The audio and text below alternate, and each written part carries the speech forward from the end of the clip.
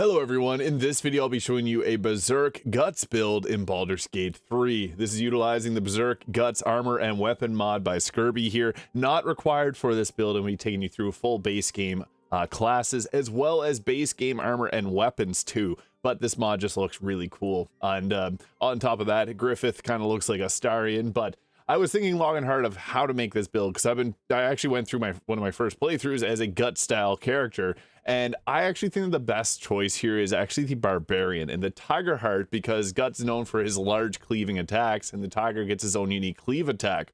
The Fighter is also going to be thrown into the mix here, but we're going to start off as the Barbarian. And for our stat spread, it's good to go obviously max into our strength. Guts is known for being extremely strong, and that's why I don't think the Berserker makes a whole lot of sense, because the Berserker Barbarian gets tired. They get these frenzied strain on their attack, so that doesn't fit Guts' character at all. I've seen a lot of different builds, but I think this is going to be the most lore accurate one. So we're going to go with the 16 strength, 14 dexterity, and 16 constitution, although you can swap these stats around depending if you're going to be using different items. At level 2, Barbarian, you get the danger sense, so advantage on dexterity saving throws against traps, spells, and surfaces, so less fireball damage and reckless attack.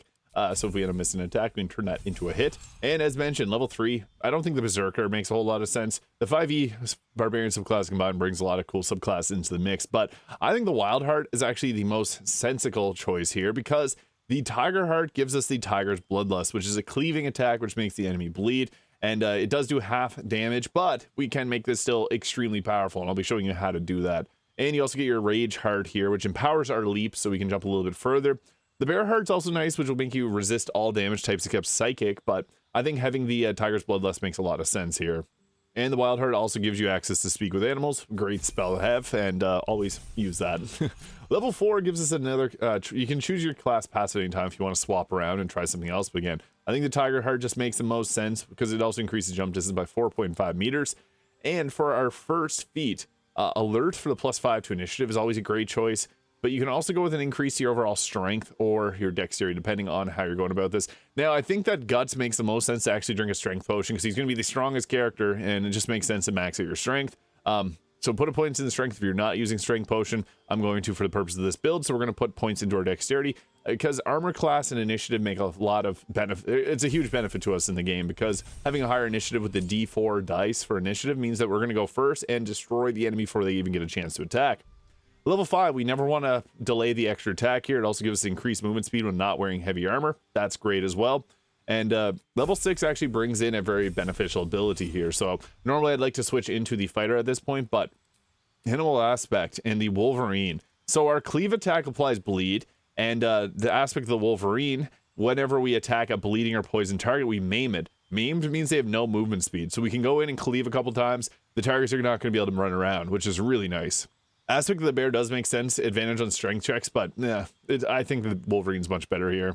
And the aspect of the Beak Tiger is also kind of nice, so you would add your additional strength modifier to attack rolls against bleeding, poison targets, and gain proficiency in survival. This is kind of similar to the Bual's Benediction, which you can get early on in the game. I don't think any of the other ones here really make a massive difference other than the Wolverine or Tiger, so we'll be rolling with those. You can switch those at any point. Now, I think it's actually best at this point to go ahead and add in the Fighter.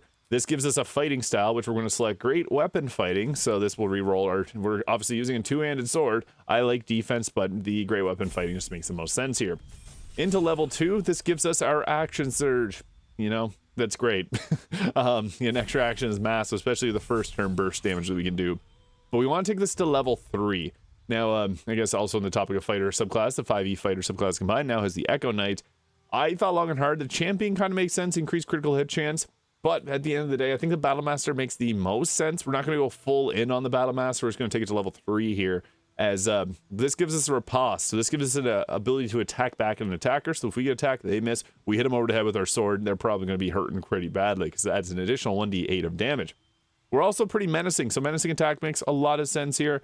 And disarming attack is also kind of nice. You can go with that. We don't need like any of the sweeping attacks or things like that, because we already have those abilities. Trip attack or disarming attack are probably the two best, but menacing attacks can be our bread and butter. And I'd recommend actually keeping our Battlemaster die for riposte only, because we got our Tiger Heart Cleave that's a little bit better. Now at this point, it's good to grab a feat, but if we want to maximize damage, the Barbarian gives us a big boost. So this gives us a +3 to initiative and can't be surprised, basically giving us the initiative boost. We also get a difficult terrain no longer slows us down. We're unwavering, and much like Guts there. And we also take another feat at this point. We can go with the, again, I mentioned alert feat. The Savage Attacker is also a good choice, rerolling your damage die. And the Great Weapon Master, which makes a lot of sense thematically here. When you land a critical hit or kill a target with a melee attack, you make a bonus action attack, and you get a plus 10 damage. That's really great. So increase dexterity or strength, or go with Great Weapon Master. This does reduce your hit chance. However, we can offset the hit chance by taking a strength potion. It works pretty well. So we're going to go with Great Weapon Master here. And the reason that we want to go higher in the Barbarian is because we get the brutal criticals. When we hit a critical hit, we do add an additional damage die on top of that. So our critical hits will hit very hard. And we're going to keep the Tiger Heart there. So 9 levels of Barbarian, 3 levels of the Fighter. I thought about going 11 levels of the Fighter and 1 level Barbarian, but this just ends up being stronger, more like Guts himself. What's cool is this also comes with the Berserker form. So whenever we're raging, we get a special form that we can go into. Now, as far as base game armor goes, we don't have to use heavy armor. If you want to use clothing, that can work really well too, since we're a Barbarian. But the Armor of Agility with the AO die is black and looks pretty great on him there. I also got the Helldesk Gloves, which gives us a boost to our fire damage that we do. Now, we need clothing-based options, so something like that. Gloves of Dexterity also work well. Wondrous Gloves will give you a +1 armor class, because that can be a pretty decent choice. The Gauntlets of Hill Giant Strength are great as well, if you're going to go with something like that to boost up our strength. And if we're not going to wear any clothing, if we go with the Bracelet of Defense here, and then swap off the Armor of Agility for the Vest of Soul Rejuvenation, this will put our armor class up to 27. So we get 2 from this, we get 2 from this, we get our Constitution modifier. So we can be pretty tanky without even wearing armor. So yeah, you got a couple options as far as that goes. But we also got the Berserker Breastplate here from the mod, which I'll get to the mod outfit in just a second. There's the Evasive Shoes there. Really, any shoes, Boots of Stormy Clamor too kind of work. You got the Elith ability drain, knocking targets prone with reverberation, just makes sense. Killer Sweetheart, because we got that extra powered up critical hit, and the Ring of Protection. Now I also have the Dragon Slayer sword here from the Skirby's mod. There is a few different versions of the sword that you can use, like the Hawk Raider sword. There's ones without custom animations. There's a Titan Slayer. All great choices. If you're going with base game options, the Baldur and Giant Slayer is going to be your absolute best choice. So that is a lore appropriate weapon. And the Sword of Chaos also, it looks great, and it heals you, which gives us the unwavering resilience here. So this is really useful as well. But yeah, Baldur and Giant Slayer with the Strength Potion is probably our absolute best choice. I'm just going to stick with this weapon because it makes you look like Guts. And there also is the Repeater Crossbow, but if you're going to go with a crossbow, the Hellrider Longbow will give you a +3 to initiative, so we'll always be going first.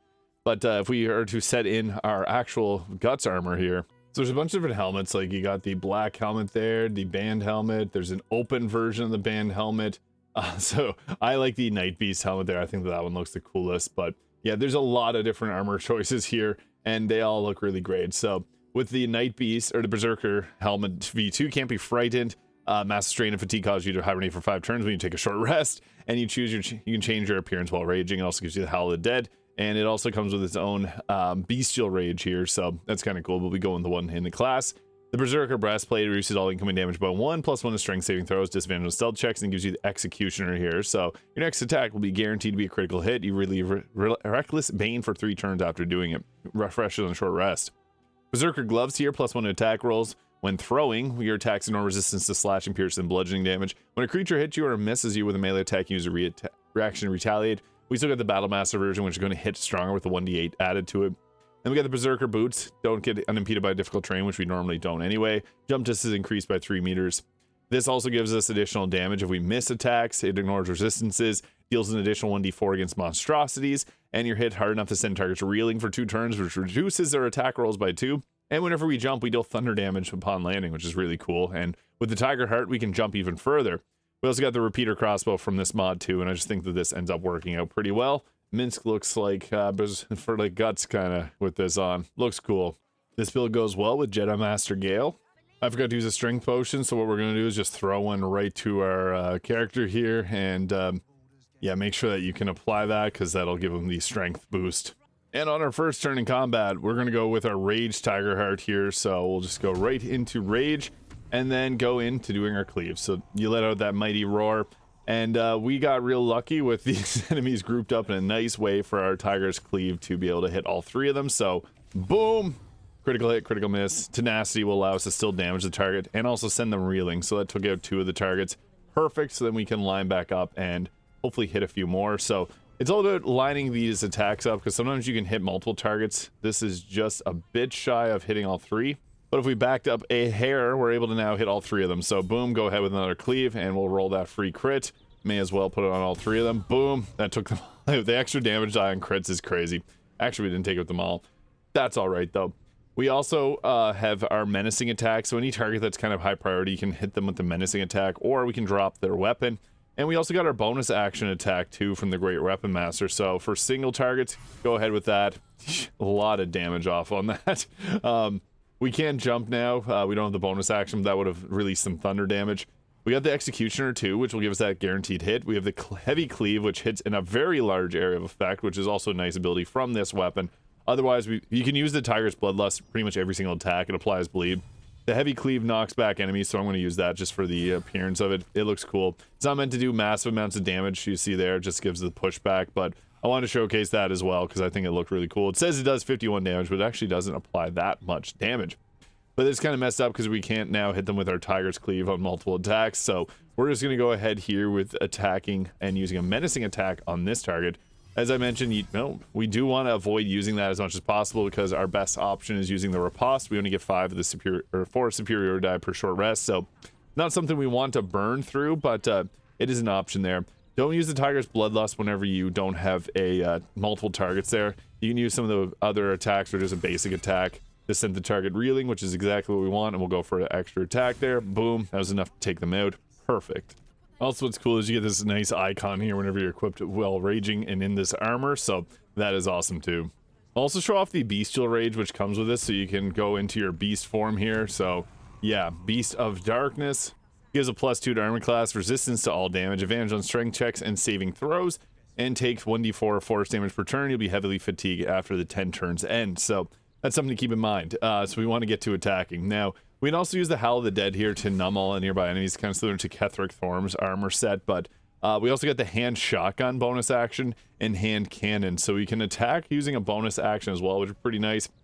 But Tiger's Cleave, always a good choice. We'll use this here to attack. Boom, it applied bleeding on them. We got a critical hit off on this target, which is awesome to see.